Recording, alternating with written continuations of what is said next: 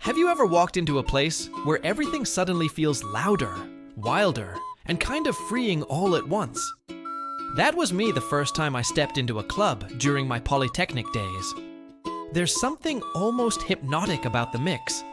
The heart-thumping music, flashing lights painting the room, people lost in dance, and the faint haze from the smoke machine curling through the air. It wasn't about study deadlines or future plans. It was just about being there, fully in that moment. Back then, I was shy, still single and quiet. I wasn't the one stepping up to talk to strangers or make the first move.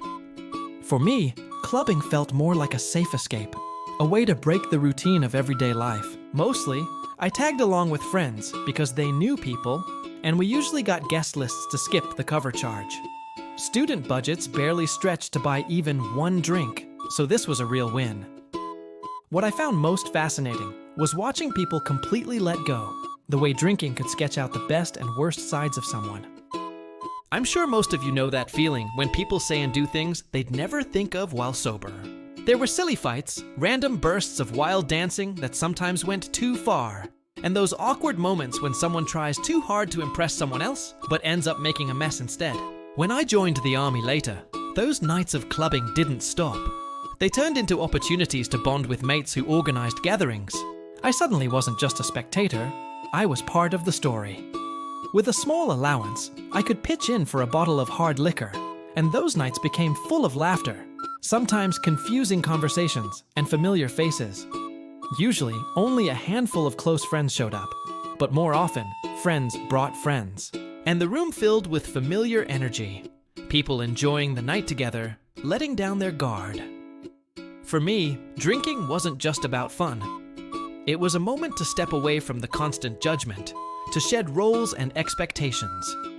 Those hazy, chaotic nights were times I felt most free to be myself, no masks, no pressure. But let's be honest, sometimes it got messy. Who hasn't had that morning after waking up, wondering how they survived the night? Maybe hugging the toilet bowl, or finding themselves outside the club with no memory of how they got there.